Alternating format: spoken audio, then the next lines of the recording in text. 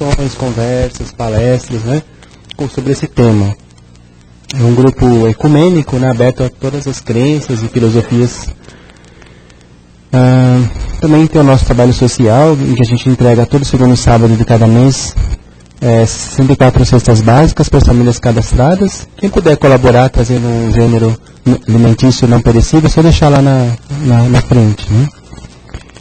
E todos os sábados, também às 17 horas, é feita a distribuição de lanche para os moradores de rua das imediações, em que a gente sempre fala que é mais uma oportunidade da gente estar conversando com eles, tentando entender um pouco a questão que eles estão passando. Ninguém é melhor que ninguém, né? Quem sabe eles já passaram por situações iguais a nossa e hoje estão nas ruas, né?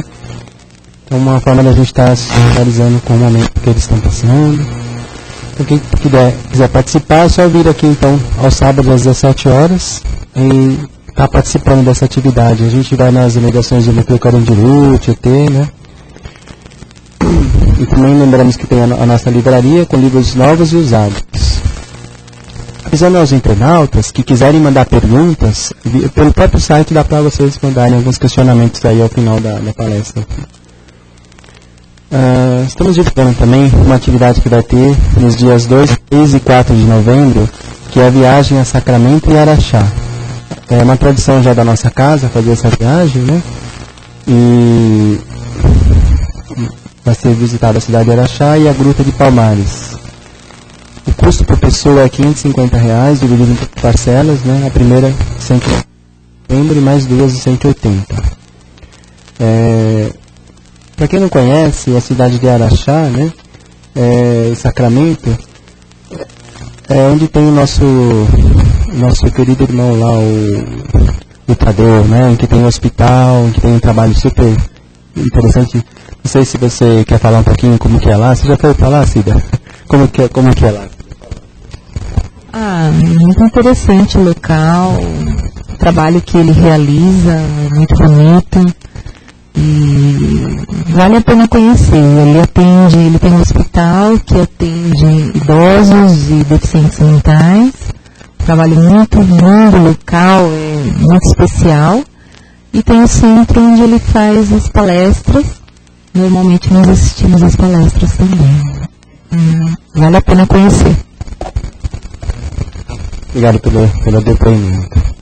Então, queridos, depois desses avisos iniciais, vamos fechar um pouco os nossos olhos, né? Uma atitude assim de introspecção, da gente poder entrar em contato um pouco mais conosco, com o Pai aqui presente, com os amigos da espiritualidade que já muito prepararam esse lugar para esse nosso encontro. Como eu sempre digo, né? Viemos dos nossos trabalhos, dos nossos estudos, da correria do dia a dia, do trânsito. Não que queremos ficar alheios a tudo isso, mas queremos sim ganhar forças, repensar um pouco a nossa vida, o nosso viver. Não queremos viver de forma automatizada, queremos cada dia nos melhorar, e é por isso que estamos aqui hoje congregando. Pedimos ao Pai muita proteção para essa nossa reunião de hoje, que nós possamos sair daqui melhores do que chegamos, que nós possamos, ao sair daqui, levar aos nossos entes queridos que ficaram em casa um pouco dessa mensagem, um pouco mais de paciência, um pouco mais de tolerância, um pouco mais de assertividade, para que possamos também auxiliá-los em suas caminhadas. Pedimos então muita proteção e tranquilidade para essa nossa reunião de hoje, que nós todos possamos envolver a nossa palestrante Kátia com muito amor e carinho, que cada palavra que ela for falar seja por nós também envolvida e que possa também fazer eco em nós todos. Que assim seja. Então vamos abrindo nossos olhos, né? Tendo aqui a nossa palestrante Kátia, né? Vai falar de um tema hoje do Livro dos Espíritos, né, Kátia? Qual que é o tema, né? Vergonha. Boa noite a todos. Como é que tem? Boa noite a todos, que a paz de Jesus nos fortaleça, nos ampare, né? E hoje, não sei se vocês sabem, mas é o dia do voluntário, das pessoas que fazem trabalho voluntário. E é muito interessante, porque já estava pensando sobre o tema antes disso, e hoje eu recebi uma mensagem, na hora que eu abri o computador, tinha uma mensagem lá sobre o Dia do Voluntário, e eu comecei a rir muito, porque eu falei assim, é muito interessante falar de egoísmo no Dia do Trabalho Voluntário. Porque, na verdade, quem faz trabalho voluntário tem uma tentativa, nem sempre bem sucedida, mas é uma tentativa, de praticar o desprendimento. É uma tentativa, por isso que eu digo que não é sempre bem sucedida, porque muitas vezes, e falo até por mim, claro que falo por aquilo que eu sou, muitas vezes nós fazemos o trabalho voluntário com o interesse de nos sentirmos bem, de tentarmos evoluir de uma forma um pouco menos tumultuada. Então, na verdade, a tentativa pode não ser exatamente praticar o desprendimento, mas buscar vencer algumas situações próprias de forma a evoluir com um pouco mais de tranquilidade, ou pelo menos de controle sobre as situações. Porque o trabalho voluntário acaba ampliando a nossa consciência, acaba nos fazendo perceber que a nossa situação não é a pior do mundo e que sempre tem gente em situação pior do que a nossa. Para mim, essa é a grande chave do trabalho voluntário, o grande diferencial. Faz com que eu lembre que tem pessoas passando por situações muito piores do que a minha. E que tenha contato com essas pessoas de forma direta. Então, por isso que eu digo que é uma tentativa. Porque acaba muitas vezes virando uma compensação em algumas situações. Vocês vão falar assim, nossa, mas que definição interesseira, né? Nós ainda estamos muito próximos a fazer as coisas quando nós temos algum tipo de retribuição, né? Nem que seja a paz de consciência, a paz de espírito, e isso, infelizmente, se chama interesse, né? E eu sempre brinco, não com um tom de brincadeira assim, que trabalho voluntário, ele exige de quem faz a prática e a busca da disciplina. Porque muitas vezes se confunde trabalho voluntário, porque como dizem que ele é de graça, como dizem que a gente não recebe pagamento, e depende do que se entende por pagamento, né? Se for falar em dinheiro, a gente paga para fazer, é completamente diferente. Você não recebe mesmo, ainda paga. Né? Porque a gente tem despesa para fazer trabalho voluntário. Né? Eu brinco que no mínima roupinha para ir para o centro, ou para ir, né? A gente tem despesa. Depende do tipo de trabalho voluntário que se faz, a despesa é maior ou é menor. Então, né? Então não existe trabalho de graça. Né? Mas em função de não ser remunerado em dinheiro, muita gente só faz quando quer. Então eu brinco que trabalho voluntário não é voluntarioso. Ele é voluntário porque é feito por prazer, por vontade, por uma necessidade da pessoa em buscar esse trabalho. E por isso ele não é voluntarioso, porque voluntarioso é exatamente aquilo que eu faço quando eu quero. Se eu estou com vontade, né? E aí quem estiver dependendo do meu trabalho, o problema é deles. Porque hoje eu não estou com vontade. Então, são algumas nuances da nossa vida e de como nós trabalhamos as coisas que está diretamente vinculado ao tema de hoje. Porque, na verdade, o voluntário também tem egoísmo, também tem orgulho. Né? A gente tem uma piada no meio espírita que as pessoas, às vezes, têm orgulho de ser humildes. Né? Porque né, sou tão humilde, mas eu sou tão humilde que, olha, é o máximo, né? A cara da Sandra aqui mostra que ela concorda plenamente. Então, são algumas facetas para a nossa reflexão, que, na verdade, nos levam a aprofundar um pouco o nosso conceito de egoísmo. Né?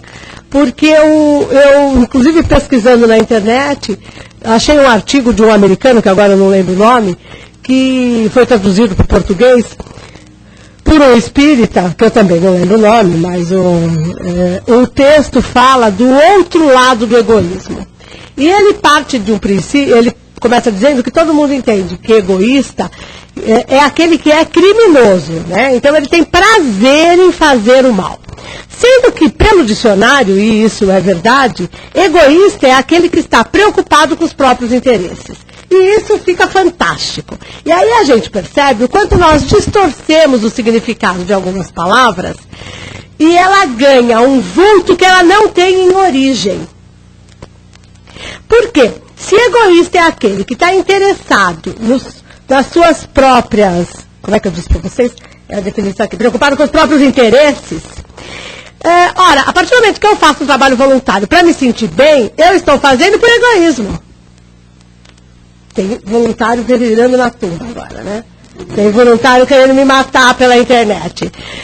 Mas é verdade, vamos pensar um pouco essas coisas. A gente fala muito mal da ambição. Quem vai evoluir se não tiver ambição?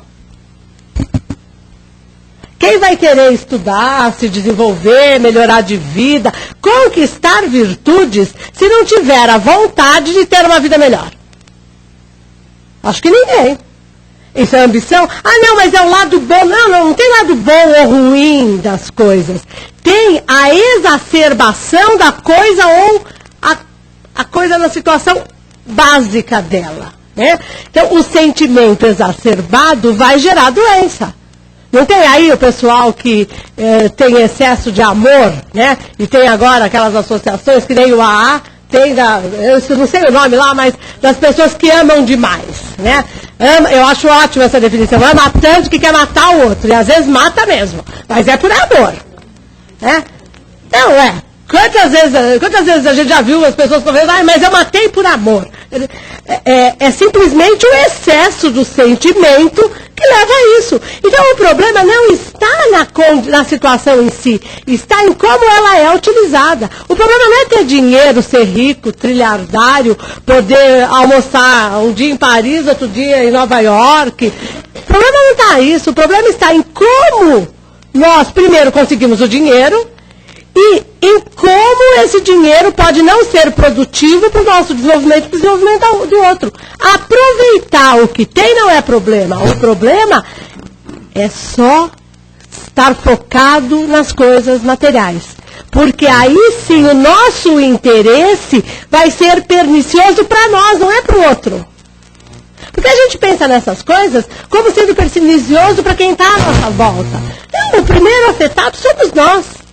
Então, em qualquer atitude egoísta minha, a primeira pessoa que recebe a carga do egoísmo sou eu. Então, se o meu interesse é melhorar, eu que estou recebendo a carga. Se o meu interesse é ficar com a minha consciência tranquila, eu que estou usufruindo da consciência tranquila. As pessoas à minha volta vão usufruir como consequência. Mas a base não é quem está à nossa volta. E aí a gente pega o sentido usual do egoísta, né? O egoísta é aquele que só pensa nele, não é que pensa no próprio interesse, ele quer tudo para ele. É a exacerbação do que eu sou, né? Uma definição para leigo, eu também não sou psicóloga, mas o que é? Porque egoísmo é ego, né? A palavra ego, usada na psicologia, e ismo, que é um sufixo grego, que começou sendo usado pela medicina lá no século XIX, para significar intoxicação por agente tóxico. Então, alcoolismo, né? São ismos. E, mais recentemente, acaba significando, acho que tem alguém ali fora na porta, vou ter uma sombra lá, que não é de desencarnado. Tá bem maciça, pelo menos. E acabou virando um sufixo para tudo aquilo que envolve movimento. Então, é relacionado à religião, à doença, ao esporte, à ideologia. Né? Então, que ismo usa o mesmo ismo do egoísmo. Né? Porque significa movimento, de alguma forma. Ora, pegando então o ego com o ismo, nós temos o movimento do ego E o que é o ego? Os psicólogos que me corrigem, presentes e na internet, né, que me corrijam, mas eu vou dar uma definição de leigo, porque a gente fala muito que o ego é o eu. O ego não é bem o eu. O ego é o que faz a nossa relação com a realidade. E que vai nos dar a compensação, deixa eu até ler aqui o que eu anotei direitinho, para não falar besteira, né?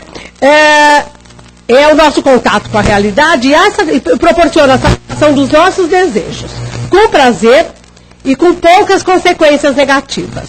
Olha, o ego não quer que a gente sofra. Ele quer... Estou certa, psicólogo? Estou falando besteira? Não é você, psicólogo? Você que é psicólogo? Estou falando besteira demais? Está muito besteirado, você arruma, pelo amor de Deus. Ele me corrige. Então, o ego não quer que nós soframos. Ele quer que nós tenhamos prazer e o mínimo de problema. Quem é egoísta naquele sentido usual aí que nós temos, ele fica elucubrando formas de ter tudo para ele, não é isso? De forma a não ter problema, porque não quer problema, ele só quer a posse, ele só quer ter. Esse é o nosso conceito usual de egoísta. E que, na verdade, segundo o Livro dos Espíritos nos traz, porque o texto da nossa Constituição está no Livro dos Espíritos, para quem quer estudar, questões 913 a 917. Então, Kardec coloca, né, os Espíritos colocam a Kardec, na verdade, que o egoísmo é o pior mal da humanidade. Porque é graças ao egoísmo que o mal é praticado. E eu vou ler duas frases aqui, e eu estou tirando óculos porque eu não tirei a lente, então fica uma tragédia. O egoísmo se liga à influência da matéria, da qual o homem ainda próximo da sua origem, ou seja, ele ainda não é evoluído, não é espírito puro, pode se libertar. Mas, da onde vem o egoísmo? É o contato que o homem experimenta do egoísmo dos outros que o toca. Porque ele sente a necessidade de se colocar na defensiva. Quem tem família grande? Aquele monte de... Como que é o mais novo? Ninguém sabe? O mais paparicado, o mais egoísta, tudo é centrado nele. Até por uma necessidade de sobrevivência. Porque se tem meia dúzia, e ele é sempre o menor, se ele não for egoísta, ele não come. É o que apanha mais, ó, tá vendo? Tem todos os conceitos aqui. Mas, então, apanha porque é o menor. Então todo mundo joga a culpa nele. Eu sou filha única, mas eu tenho primos, 3, 4 irmãos, assim. Não acho, não. Eu adoro ser filha única. Não pelo lado egoísta, mas não deixa de trabalhar o egoísmo de uma forma meio complicada. Mas o mais novo, ele tem que competir com alguém que tem 12 anos, 15 anos, 20 anos, e ele já tem 2. Como é que ele vai conseguir vencer isso? Claro, e ao mesmo tempo todo mundo paparica, mas todo mundo cuida, né? Na hora da divisão, ele é o menor. Ou seja, é o que menos precisa de qualquer coisa. É legal pensar nisso. Então ele acaba, ao mesmo tempo que ele é paparicado, ele tem que se defender de uma série de coisas. E em função disso, ele se torna egoísta. Estou fazendo uma teoria puramente prática, hein, gente? Estou falando isso, observando, você está falando besteira, você vai me corrigir, observando o que eu vejo no mundo, né? Quem é menor sempre, de uma forma indireta, ser mais forte. Quem é desprovido de algumas coisas, de acordo com o meio que está, vai tentar preservar para ele. Porque ele vai ficar sem nada. Claro que isso vai nos levando a exageros. Ou seja, a necessidade de sobrevivência nos leva a exageros. O Drauzio Varela sempre fala que nós temos problemas de obesidade hoje em dia, porque nós temos atavismos do tempo que vivíamos nas cavernas ainda, que nós não conseguimos nos desvencilhar. Então nós sempre comemos muito mais do que o nosso corpo precisa, porque primeiro nós achamos que ainda vamos hibernar e ficar sem comida. E esquecemos que não vamos, então nós comemos muito mais do que precisamos e não gastamos o correspondente. Né? O Drauzio Varela fala sempre sobre isso. E esse é um comportamento egoísta, que nos prejudica de forma direta, porque somos nós que ficamos com problema de peso e que vamos ter uma série de situações decorrentes disso. Vai gerar uma série de doenças, ou seja, um ismo gera outros vários ismos, né? E algumas ites também, né? Que daí são as infecções, as doenças mesmo, né? Então, quando nós pensamos que o egoísmo surge em função do próprio contato com outras pessoas egoístas, vocês vão falar assim, então onde começou o egoísmo? Não sei, também daí, né? Eu estou me baseando aqui, porque nós trabalhamos com a informação que nós temos a condição de entender no processo evolutivo. Mas, pegando a história da humanidade, aonde começaram os nossos problemas sociais? Lá com o homem primitivo. Quando ele vivia sozinho com a mulher e o filho lá na caverna, caçando mamute, guardando para o inverno, a coisa fluía de uma forma. Quando esses núcleos familiares começaram a se misturar, porque os núcleos foram crescendo, os filhos foram casando com pessoas de outras tribos, as tribos foram se aproximando, começou a haver uma competição. E, de repente, um desgoverno, uma falta de limites no quanto guardar. E aí vai surgir mais para frente todo o regime mercantilista, o sistema de trocas, o escambo, né? Antes de chegarmos aí ao que hoje a gente chama de neoliberalismo, liberalismo, capitalismo. Tudo isso vai ter origem lá atrás. E quando nós começamos na vida em sociedade a acumular e ter mais do que nós precisávamos. Então aí a coisa surge como algo natural, no sentido de que se nós não conhecermos o que não é o bem, nós não vamos saber o que é o bem. Porque o desenvolvimento é nosso. Para nos desenvolvermos, nós vamos cumprir e descumprir a lei divina, alternando situações. Mas para aprender, nós ainda precisamos de problemas, daquilo que se chama de erros, que eu prefiro trabalhar como a incorreção, o descumprimento da lei divina. Porque não está errado. Porque senão não seria resolvido. O que está errado, não é? Quando você erra um problema na escola, uma questão no vestibular, joga a questão inteira e te tira o ponto. Você não vai conseguir repor aquilo ou rearrumar, você vai ter que fazer tudo de novo, né? Quando a gente fala do descumprimento da lei divina, não é bem assim. Tem compensações. Se tem compensação, não é erro. É simplesmente uma visão um pouco distorcida da situação.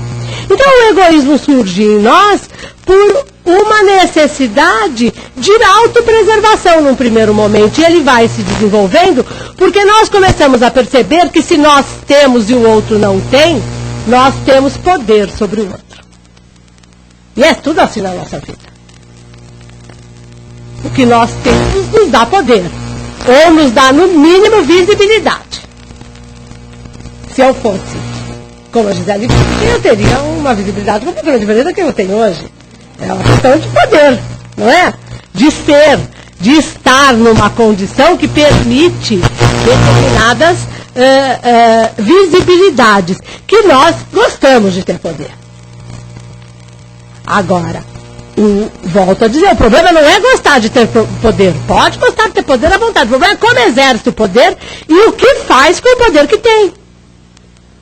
Porque todo mundo tem poder sobre alguém ou sobre algumas situações. Sempre tem alguém na escala abaixo de nós. Não é? Se nós pegarmos uma categoria que na sociedade é tida como a base, né, da escala social, e é um emprego que ninguém quer, mas sem ele nós não vivemos, que são, por exemplo, os lixeiros, os garis. Sempre tem o gari e o lixeiro que sabe mais e é mais experiente. Ou seja, ele tem poder sobre o iniciante. Tem ou não tem? Como nós usamos isso? Para ajudar o outro a se desenvolver ou para oprimir o outro? É isso que vai determinar a nossa condição evolutiva. E se nós estamos cumprindo ou descumprindo a lei. Ou seja, se nós estamos usando o egoísmo de uma forma positiva para interesses positivos, ou se estamos usando apenas para exacerbação do eu. Porque eu não quero consequências desagradáveis. Nós nunca queremos consequências desagradáveis. Tanto que sempre que nos pegam no contrapé, nós temos o quê? Desculpa. Nós temos motivos porque fizemos aquilo. O outro é problema do outro, mas o nosso motivo é mais importante. Todos esses comportamentos são típicos disso que os espíritos nos colocam como aquilo que pode nos levar a desenvolvermos uma série de outros vícios ou termos uma série de outros comportamentos de descumprimento da lei, simplesmente por tentarmos preservar para nós. Então isso pode valorizar o orgulho, né? Pode valorizar a arrogância, pode a vaidade, pode levar a roubar, pode levar a matar em casos extremos. E leva, com certeza, a uma coisa que se chama inveja. Que disso não dá para escapar. Porque eu quero ter o que o outro tem. E quero ter para mim. Não estou satisfeito com o outro. Aí entra uma outra coisa que tem se falado muito, né? Que é a inveja branca. Agora tem até inveja rosa. Né? Não sei se vocês já ouviram falar, mas agora tem inveja rosa.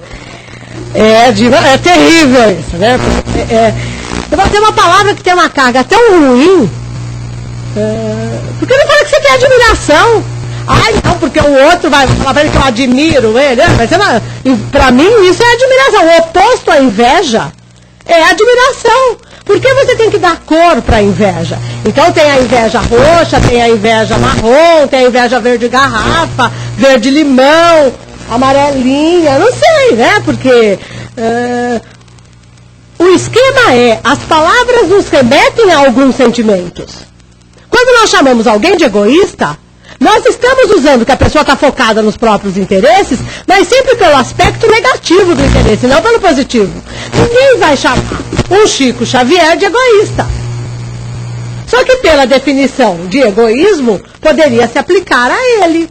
Ele estava focado nos próprios interesses. Quais eram os interesses? Ajudar o outro a evoluir. Ora, é só uma questão de olhar. Não, é da carga da palavra. É um sentimento que... Como nós usamos a palavra, ela nunca é positiva. Ao contrário de alguns palavrões, de algumas palavras chulas aí de baixo calão na nossa língua, principalmente nós brasileiros, que serve para tudo, principalmente para quando a coisa é muito boa. Né? A gente já lasca a palavra e não vai, está falando palavrão. Não, mas eu estou usando com uma carga, porque o popular já é positivo. Todo mundo sabe o que eu estou falando. É assim que nós brasileiros nos comunicamos. E a carga muda. Porque o problema está no sentimento. Então, quando nós chamamos alguém de egoísta, nós estamos falando o que dessa pessoa? Primeiro, nós estamos julgando essa pessoa diferentemente de nós. Nós estamos partindo do princípio que nós não somos egoístas, só o outro quer. Principalmente quando ele está querendo o que é nosso. Aí a inveja não é branca, não é cor-de-rosa, não tem a cor de verde-limão, não tem nada, né? Então, é importante pensarmos nos caminhos para isso, né? Porque quem é egoísta é autocentrado e não é, na verdade, cooperativo, não é humilde, não é bondoso, no conceito que nós temos de egoísmo. Agora, é interessante que no livro Obras Póstumas tem um texto de um espírito que foi uma mulher quando encarnada, que ela coloca o ser humano com 3 papéis. O papel individual, o papel social e o papel de cidadão, o papel familiar e o papel de cidadão. E ela nos diz que ninguém é 100% em tudo. E que isso justifica alguém ser um excelente cidadão e um péssimo pai de família. Vocês vão falar, como um excelente cidadão? Ele é um excelente cidadão porque ele cumpre com todos os deveres dele de cidadania. Mas ele é um péssimo pai, estão batendo. Tem gente lá batendo. ele é um péssimo pai, mas ele é um ótimo cidadão. Ou ele é um ótimo funcionário e um péssimo cidadão, joga lixo na rua, né? Fecha o cruzamento, para em cima da faixa, mas é um excelente funcionário. E é pai razoável. Então, nós alternamos situações porque nós não somos 100% nada. E esse não ser 100% nada não é para ficarmos tristes, é para ficarmos alegres, porque nós já fomos 100% ignorantes. Nós fomos criados simples e ignorantes. Ora, então nós éramos completamente ignorantes. Se hoje nós já não somos mais 100%, não significa que nós somos 50%, mas significa que nós já temos conhecimento. A nossa relação com essa situação já mudou. Agora, nós devemos continuar simples. Porque o simples da definição de como fomos criados por Deus é no fato de não sermos compostos nem complexos. Ou seja, nós temos tudo em nós. Nós não precisamos que o outro complete. Este é um outro conceito que nós precisamos começar a ter mais claro para nós. Porque em nome de acharmos que precisamos ser completados, ou que nos faltam coisas, ou que existe alma gêmea, ou que isso ou aquilo, nós nos tornamos extremamente egoístas. Porque nós queremos encontrar essa parte que nos falta a qualquer preço. Quando tudo que nós precisamos está em nós. O que nós precisamos está em nós por origem. O que nós precisamos é permitir que essas coisas sejam reveladas. E como vão ser reveladas? Pela reflexão, pelo conhecimento, pela evolução, por esse tipo de diálogo que nós estamos tendo. Ou seja, nós vamos começar a perceber em nós coisas que nós desconhecemos. Mas para isso nós temos que começar a estar focados em nós. Vocês vão falar, isso é egoísmo. Se for para eu evoluir, melhorar o mundo, que eu seja então egoísta. Não vai ser ruim. Porque eu vou fazer a diferença no meio e não vou estar focado na minha vida material. Eu vou estar focada no meu desenvolvimento moral. O que vai mudar é o nosso foco. Por isso que eu comecei falando do trabalho voluntário, dizendo que o voluntário é uma tentativa de praticar. Porque nem sempre a gente é bem sucedido. A gente vai ficando na tentativa. Às vezes quebra a cara na tentativa. Você vai fazer um trabalho voluntário e descobre que você não tem nenhuma aptidão para aquilo. E que você não vai desenvolver aptidão para aquilo porque não é teu perfil. Você não tem que ficar lutando para fazer o trabalho porque é bonito. Para que todo mundo veja como eu sou boazinha. Não, arranja outro trabalho voluntário que você tenha afinidade. Existe todo tipo de trabalho voluntário para todo mundo. E quem não achar nenhum, arranje um, né? Invente um novo. Porque vai estar usando a sua criatividade, vai estar desenvolvendo o seu intelecto, vai estar trabalhando o seu autorrevelamento no sentido de ajudar a sociedade, de ajudar o outro. Porque ajudar o outro é despender o que é importante para nós. Que pode ser o nosso tempo, pode ser o ombro, pode ser uma palavra, pode ser um sorriso. Não precisa ser dinheiro. Dinheiro é o mais fácil. Mesmo quando a gente está sem. Você dá lá 10 centavinhos e fala assim, fiz minha parte. Se todo mundo que passar aqui der 10 centavos, no fim do dia ele ganhou mais do que eu. Não é verdade? Se o cara fica na Avenida Paulista com a Rua Augusta, 10 centavos de cada um que passar ali, no fim do dia ele ganha mais do que muito, né? A grande maioria da população. Mas este é um pensamento de quem só quer livrar a sua responsabilidade.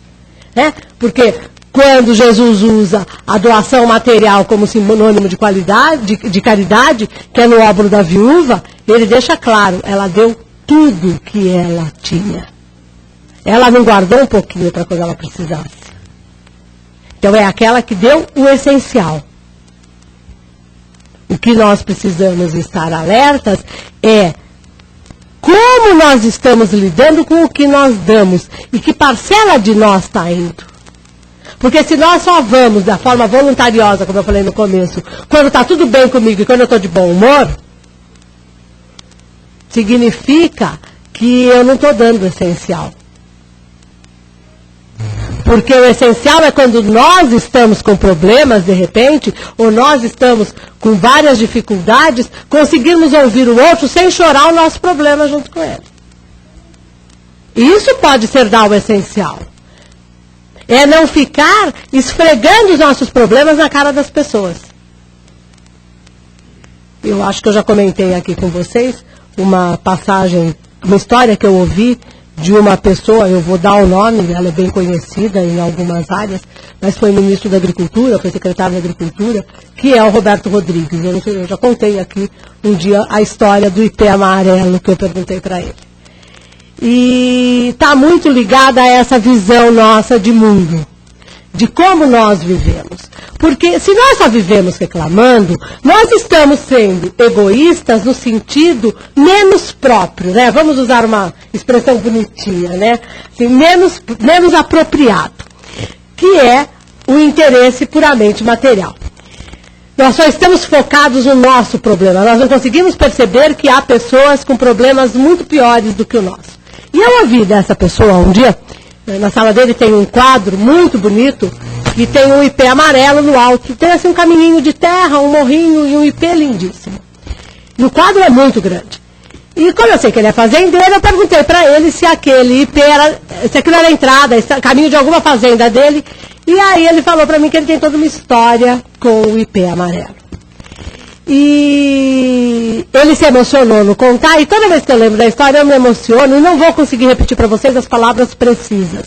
Mas ele disse o seguinte, que andando pelo interior do Brasil, na época de seca, a gente vê a terra gretada, a seca absoluta, e o ipê amarelo florido, belíssimo. Quem já viu o ipê amarelo florido, é realmente lindíssimo. Ele não tem uma folha, e ele fica todo dourado só de flores. E que o ipê, para conseguir isso, ele sofre muito, porque ele tem que estender a raiz dele até a última gota de água que tiver, a profundeza do solo, para conseguir se alimentar e florir. E que para isso ele gasta toda a energia que ele tem, a ponto de perder todas as folhas.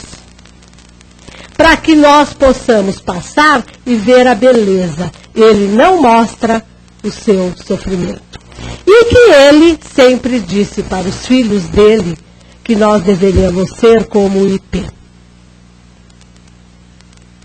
Passar pelo mundo sem esfregar as nossas desgraças, os nossos males na cara do outro.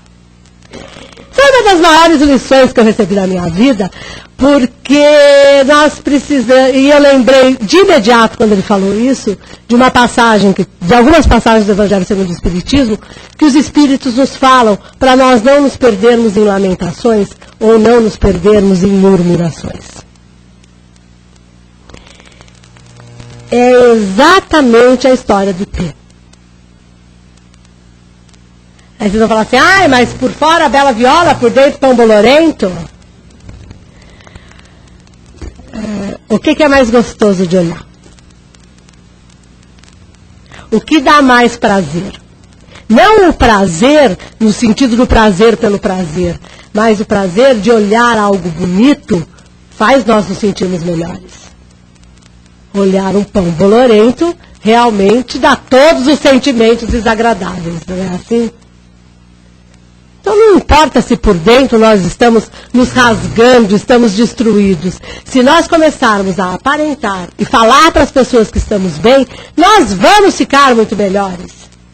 Porque as pessoas nós vamos nos convencer que as coisas não são tão graves. E nós vamos nos permitir ouvir que o outro não está bem. E de repente descobrir que o problema do outro é muito pior do que o nosso. Porque muitas vezes o nosso problema, e isso em grande parte das vezes, o nosso problema é só resultado do uso do livre-arbítrio. Nós fazemos escolhas que sabemos que não são as melhores e um dia bate a conta na porta. Bate na porta e fala assim, olha, cheguei. Você foi usando o teu livre-arbítrio e agora vai arcar com as consequências. Não são problemas que nós trazemos do passado, são problemas que nós arranjamos aqui mesmo, enguiços nossos no dia a dia. Por estarmos focados em coisas que não são a nossa essência, que é a essência do espírito imortal em processo evolutivo. Nós estamos completamente focados nos prazeres da vida material.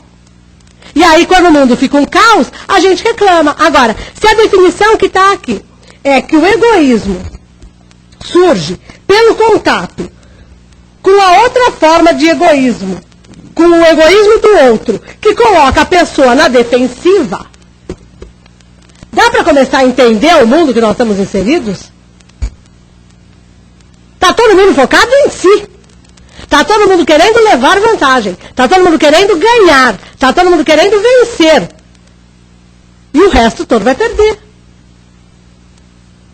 Quando nós pensarmos que nós temos que dividir as coisas com os outros, nós não vamos estar somando. Isso é matemática básica, né? Quem soma, não divide. Agrega. Ou multiplica. Mas não vai dividir. Por que nós não começamos a compartilhar a nossa vida em vez de dividir a nossa vida? Porque se eu divido, alguém sai com uma parte de mim. Só que eu sou um ser íntegro, uno, né? Íntegro no sentido de unidade. Ou seja, eu sou simples. Não dá para sair com um pedaço de mim. Eu não tenho como me dar para ninguém. Eu só consigo usar isso poeticamente. E quando eu uso poeticamente, eu tenho que tomar um pouco de cuidado, porque é um exercício de livre-arbítrio que pode fazer com que o outro passe a ser responsável pelas coisas que venham a me acontecer. Porque eu me dou para vocês e vocês façam de mim o que vocês quiserem. A gente faz isso em nome do amor. Não é assim? Eu faço tudo o que você quiser. Minha mãe essa semana falou que tem uma frase que ela tem pavor, e realmente, né? Eu te amo por nós dois. Você não precisa me amar, né? Aquela coisa bem de novela, bem de romance. Você não precisa me amar, eu te amo por nós dois. Isso é obsessão, gente. Isso é o máximo do egoísmo. Olha, você... E ainda revestido, percebe o que é o orgulho de ser humilde? É revestido de um desprendimento absoluto. Olha, você não precisa gostar de mim. Eu abro mão do teu sentimento. Além de tudo, é de uma arrogância absoluta, né? Porque eu abro mão de qualquer sentimento que você tenha por mim. O que eu tenho basta. Estamos analisando a frase microamente, não é porque foi, né? Mas eu achei tão lindo quando eu ouvi isso. Não, pelo amor de Deus, fica esperto, porque ouvir essas coisas é pra gente acordar no que a gente está despertando no outro. E na responsabilidade que nós vamos estar assumindo com esse tipo de relacionamento. Porque não vai trazer felicidade. Vai trazer problema. Agora, se a felicidade é ter problema, então está resolvido a história. Tenha problema à vontade, seja feliz. E, um detalhe, não se perca em lamentações. Isto é exercício de livre-arbítrio. Nós escolhemos, porque achamos poético, é lindo, é maravilhoso, todo mundo sonha com o príncipe encantado, a princesa encantada, a dama adormecida, sei lá o nome, bela adormecida, né? Era melhor ficar dormindo, porque não ia fazer um monte de coisa. Cinderela, essas coisas. Cuidado com isso, nós temos que começar a olhar a realidade como ela é. E a realidade é o que nós queremos que ela seja, no sentido de que nós nos ligamos de acordo com a nossa faixa vibratória. Com a nossa visão de mundo.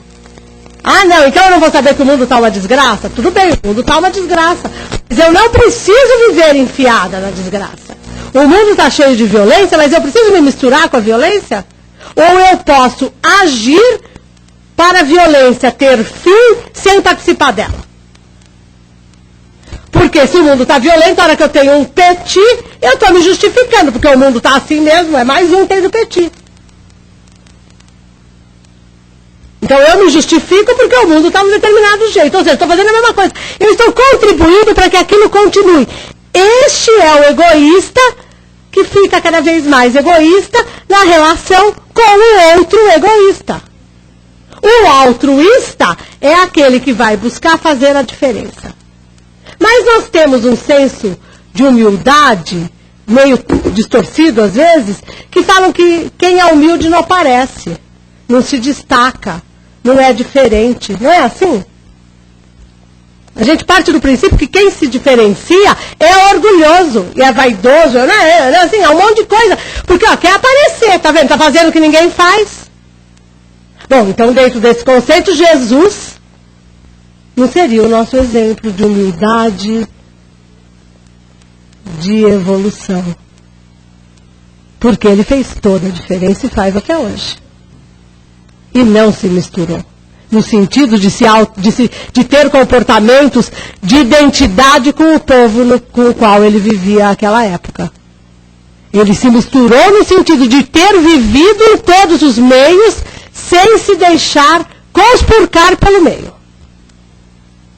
Ou seja, ele não dava desculpas. E também não lamentava. E também não entregou a vida dele na mão de ninguém. Ele assumiu todos os riscos. E não pediu para ninguém ir para a cruz junto com ele para ficar segurando a mão. Aquelas promessas, você vai me amar até... Mesmo depois que eu morrer, você promete que não vai me esquecer. Não, mas não tem isso, gente. Eu estou falando de coisas do nosso dia a dia. Tem um filme que chama Minha Vida na Outra Vida. Não sei se alguém aqui já assistiu. Que é de uma mulher que tem lá o marido, o filho, ela engravida já com uns 40 anos de idade e ela tem uma série de sonhos que ela se vê numa outra vida, num outro lugar, e ela acaba descobrindo na Irlanda, eu acho, na Inglaterra, acho que é Irlanda. E ela acaba indo para lá conhecer a família e encontra o filho mais velho. Isso é verídico, tá? É um caso verídico, isso não é romance. E ela encontra o filho mais velho, que chama Sonny, inclusive, e ele diz... Ele não casou, ele ficou solteiro, porque a mãe fez ele fazer a promessa de que iria cuidar dos irmãos. Só que em função da própria situação em que a família fica, ele não pode cuidar dos irmãos, os irmãos vão para um orfanato. E ele passa a vida martirizado porque ele não pôde cumprir a promessa que ele fez para a mãe no leito de morte. Que coisa, né? Para nós pensarmos no que nós exigimos que o outro nos prometa, no que nós queremos que o outro faça por nós. Assistam o filme, eu não contei a história inteira. O filme, quem já assistiu aqui o filme? Eu contei inteira? Não lembro direito. Então vê de novo, que daí não tem problema. O filme é lindíssimo, é fácil de achar em videoclube, essas coisas, porque ele inclusive foi comprado por um cineasta brasileiro, que é o Oceano, ele chama Oceano, não lembro o sobrenome, mas Oceano Vieira, e ele fez, inclusive, porque é um filme que foi feito para cinema de grande bilheteria nos Estados Unidos e não fez sucesso. Então ele comprou o filme, pôs em vídeo e pôs entrevistas de alguns espíritas, como Marlene Nobre, explicando esse processo de lembrança de vidas passadas, como o espiritismo explica isso. Então, além do filme, tem uma parte de informação doutrinária, espírita, bem interessante. Então, vale a pena ver, de repente, eu dando palpite, fazer uma sessão no centro. Se quiser, eu venho comentar. Adoro fazer isso, sou exibida mesmo. Mas sou egoísta, eu sou exibida não no sentido de fazer a diferença, eu sou exibida mesmo. Tá? Então, eu também hoje recebi uma coisa, uma amiga minha pôs no Facebook dela, e eu comecei a rir, falei assim, gente, este dia está muito interessante para falar do egoísmo. Ela pôs no Facebook dela um texto que eu trouxe aqui para vocês, que é intitulado 7 Passos para Dominar o Ego. Se o egoísmo é o movimento do ego em proveito de si próprio, não é isso? Então, 7 passos para dominar o ego. Primeiro, receitinha de bolo. Não se sentir ofendido. Gente, isso é um horror. Como a gente não vai se sentir ofendido? Quer dizer, o primeiro passo já dificulta. Vamos pro segundo. Liberte-se da necessidade de ganhar. Bom, nós já ficamos, de verdade, no primeiro. Vocês querem que eu continue lendo ou não precisa? Liberte-se da necessidade de ter razão. Cá entre nós, pela ordem, a gente percebe que ter razão é mais importante do que ganhar. Porque quem tem razão ganha. Né? Começa por aí, quer dizer, ganhar não é importante, o importante mesmo é ter razão. Né? Porque aquela história, a gente fala para os outros que não deve fazer, o outro faz, aí chega pra gente e fala assim, você tinha razão, você fala assim, mas eu sabia. Não precisa ganhar, basta ter razão. Liberte-se da necessidade de ser superior. Liberte-se da necessidade de ter mais. Porque tem gente que quer ter sem nem ganhar, né? Só quer ter. Nem que eu tenha que roubar, que dá um jeito. Liberte-se da necessidade de identificar-se com os teus êxitos. O que significa isso? Quando as coisas não vão bem, tem um monte de culpado. Quando as coisas dão certo, só tem um responsável. Não é assim? Que é quem? Eu. Voltamos para o ego. Não é? Liberte-se da necessidade de ter fama. Todos nós adoraríamos ser famosos. De certa forma somos. Nos meios em que estamos inseridos, podemos ser famosos. Podemos ser famosos pelo bem ou pelo não bem, pela ausência de bem. Tem famoso de todo tipo. Podemos ser famoso pelos exemplos a serem seguidos ou famoso pelos exemplos a não serem seguidos. Tudo é questão da nossa disposição. Ou seja, nós vamos trabalhar o nosso ego no sentido do interesse da vida espiritual ou no interesse da vida material. Só um detalhe, seguindo esses 7 passos, quem é competitivo está fora da briga. Ou seja, está fora de vencer o egoísmo, porque só está trabalhando pelas coisas da vida material. Porque quando se compete, um ganha. Quem quer ser vice? Ninguém quer. Meu time ganhou do Corinthians domingo e eu estou de graça hoje. É isso? É assim que funciona o negócio? E aí a gente vai e debocha do outro. Então, percebe? Isto é ser competitivo. Como nós lidamos com isso na nossa vida? Aquele filho menor que tinha que sair correndo para conseguir sobrar alguma coisa dos grandões, ele se torna extremamente competitivo. Não se torna? É assim que a coisa funciona. E aí a importância de nós estarmos alertas aos exemplos que estamos dando e às orientações que damos.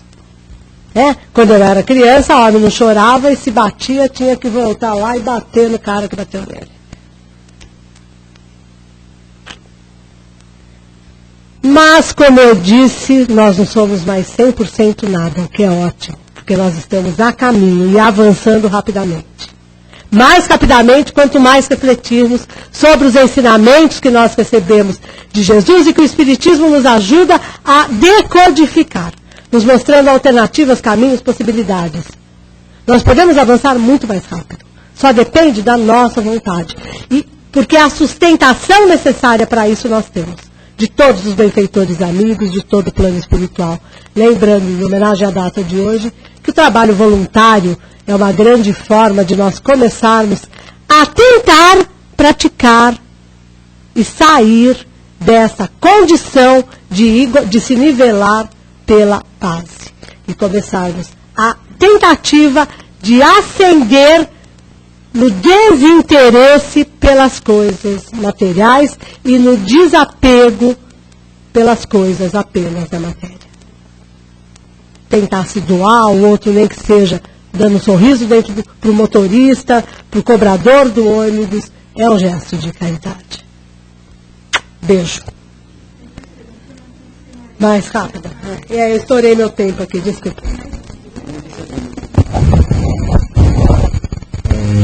Bom, só para a gente não ser egoísta, vamos ver se alguém quer fazer alguma pergunta. Né? Não vai dar só... Não vai ser egoísta, vai ter prendido em prol dos internautas. Tem umas perguntas aqui dos internautas. Mas alguém quer fazer alguma pergunta, alguma colocação do que a Kátia falou? Sim? Tá lá? Tá. Bom, então enquanto as pessoas pensam aqui, eu vou fazer dos internautas, né? A Sandra pergunta se o óculos dela pra mim. É que hoje é dia do voluntário.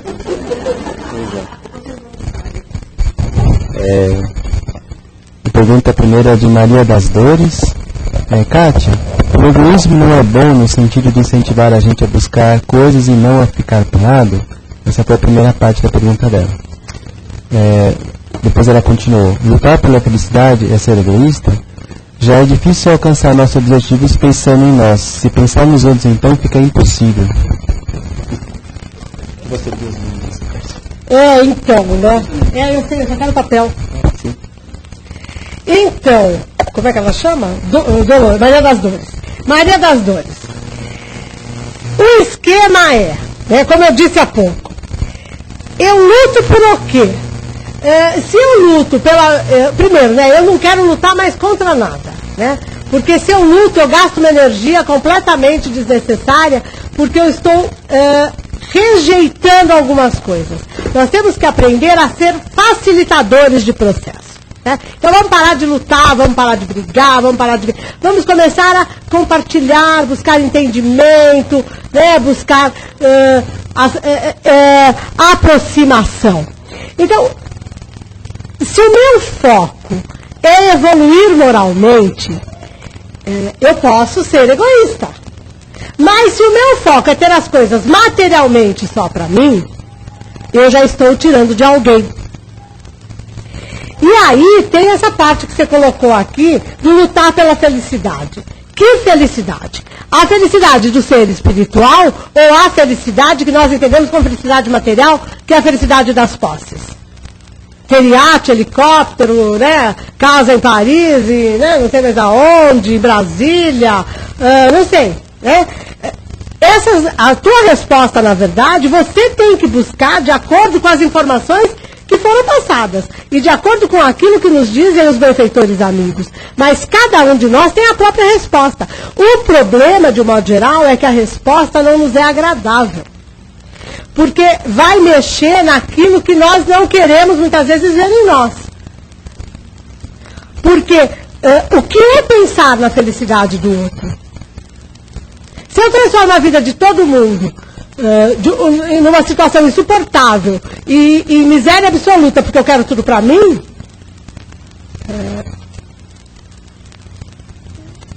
como é que fica isso? Esse é o auge do egoísmo.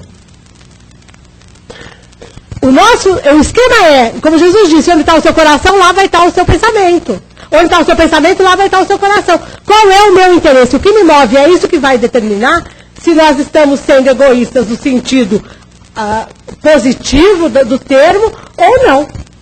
Vai depender de nós mesmos. Alguém aqui presente quer fazer uma pergunta? Tem mais uma aqui dos internautas, mas tem que equilibrar um pouquinho aqui, né? Pois não. Eu achei, assim, muito boa a tua palestra, gostei muito, e você está falando sobre um dos vícios, né? Porque, na verdade, todos nós temos muitos vícios, né? Não é só vício material, né? Bebida, cigarro, etc. Mas isso daí é um vício moral, né? Então, eu acho muito interessante que você colocou, no momento que você falou que você estava falando da receitinha, você também falou do orgulho.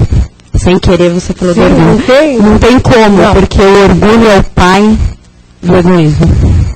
Né? Então, galinha, entendeu? Segundo os espíritos, o egoísmo gera o orgulho. Mas fica uma coisa quando você lê. Não, a hora que você olha, tá tudo junto.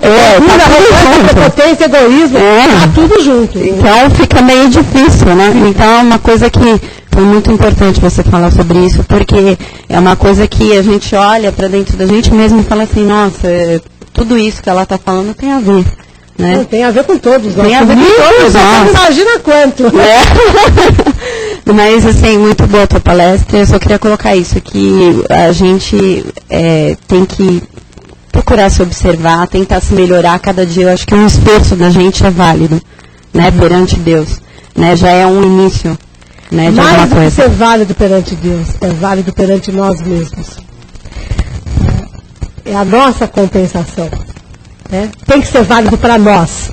Porque se for válido para nós, no sentido do ser imortal em processo evolutivo, tá válido. Para Deus tudo é válido, porque nós vamos chegar onde Ele quer. Nós vamos ser espíritos puros.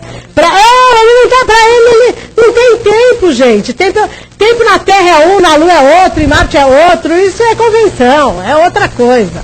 Não tem, para o espírito não tem tempo, tem imortalidade. Um dia a gente chega lá. Bom, temos mais 5 minutinhos aí.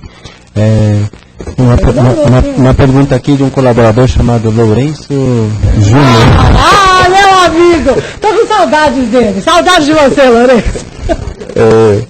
Kátia, boa noite. Fazendo uma análise criteriosa, sabemos que dentro do amor existe tolerância. Fazendo um paralelo, amor e paixão. Quando a paixão prevalece, as pessoas ficam cheias de si, que até se esquecem das pessoas a quem amam. Isto é, egoísmo ou ignorância mesmo? Um grande abraço, Lauren Júnior. Meu amor, você sabe que, na verdade, o egoísmo é resultado da ignorância. Na verdade, a conquista de virtude elimina a ignorância. E isso é complicado porque a ignorância é uma palavra que nos incomoda muito. Mas o ignorante é aquele que não sabe. Então, se nós não sabemos o benefício de trabalhar, de vivermos em benefício do outro, em benefício, não à disposição, né? Tem uma diferença grande. Nós ignoramos esse sentimento. A paixão é uma forma que nós ainda, na nossa faixa evolutiva, conseguimos definir como uma das formas de amor, né? Que os gregos já trabalhavam com isso. Os gregos já trabalhavam com o eros, o fratelo, né, o philos, que é o amor fraternal, e ágape, que está imortalizado, aí, ficou popular atualmente, mas que é o amor sublimado, que o único que teve esse amor foi na Terra, foi Jesus, né? Entre aqueles que habitaram a Terra, só Jesus foi capaz de sentir isso. Fratelo, ou o philos, né? Que é o amor, pode ser comparado com a fraternidade, poucos, alguns já sentem. Mas, de modo geral, nós, seres humanos normais, entre aspas, a normalidade é questionável sempre, nós vivemos ainda em Eros, porque nós admiramos o belo. E Eros, a história de Eros é muito interessante, porque é dito que na hora que ele atirava a flecha, ele promovia duas coisas: o amor e a discórdia. Isso é muito legal. Eros, além de promover o amor, ele promovia a discórdia. Nós não conseguimos ver amor sem competição. Porque a partir do momento que o outro tem que fazer a minha vontade, eu estou promovendo a discórdia de alguma forma, né? Então, são faces nossas evolutivas que nós estamos caminhando, aí estamos a caminho, e isso é que é legal. Estamos a caminho, descortinando o nosso conhecimento, para dessa forma pôr fim à nossa ignorância. Quanto mais nós soubermos, quanto mais nós avançamos. Porque nós vamos ter que saber para poder avançar. Não dá para avançar sem conhecimento. Gente, obrigada. Muita paz, muita harmonia, muita força de vontade, disposição no bem. E lembrando que lei divina é a lei da ação. Nós temos que agir. As coisas não vão vir se nós não fizermos por elas. Não é por merecer, é por obtê-las. Elas vão chegar. Se não for nesta encarnação, vai ser na próxima, daqui a 10, porque tem um período de inércia aí, que o universo vai ficar, né? Nós vamos ficar aí sofrendo essa inércia. Mas nós somos seres imortais. Vamos lembrar disso o nosso dia inteiro. Nós somos seres imortais. Isso é fundamental na nossa existência. Porque, independentemente dos problemas que nós tivermos, se nós desencarnarmos agora, os problemas ficam. 99% dos nossos problemas vão ficar. E nós vamos caminhar. Essa certeza nós vamos ter. Não para querer desencarnar, não é isso? Pelo amor de Deus. Mas simplesmente para perceber que os problemas não são definitivos. Só definitiva é a solução. Beijo. Obrigado, viu, Cátia? Ela vai ficar aqui mais um pouquinho. Quem quiser conversar um pouquinho com ela, né? Fica à vontade. Né?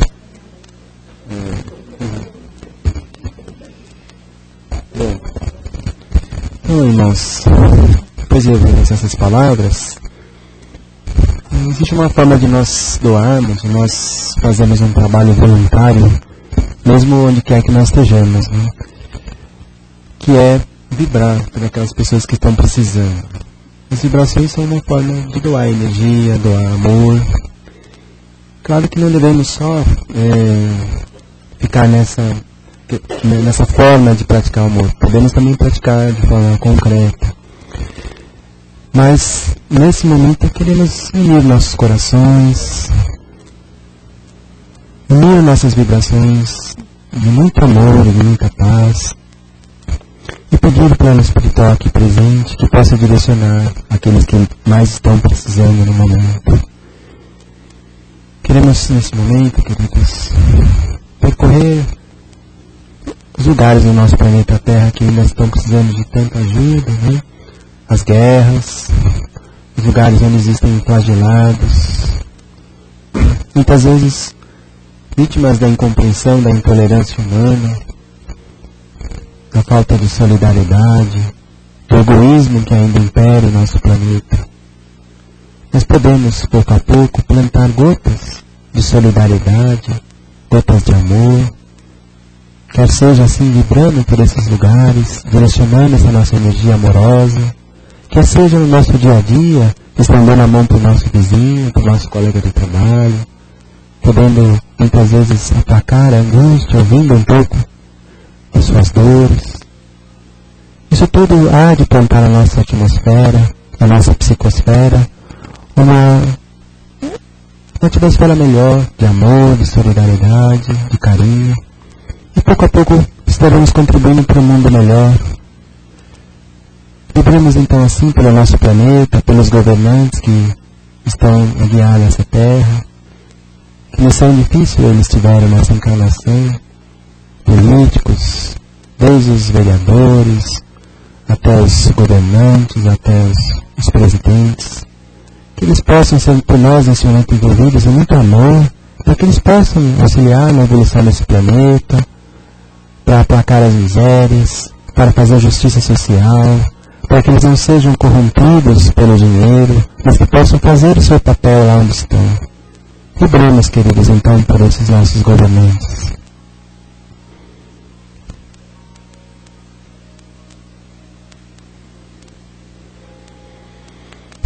Sim, esse mesmo espírito de vibração, vamos também agora orar, pedindo muita proteção para nós que vemos agora, que nós possamos voltar serenamente aos nossos lares.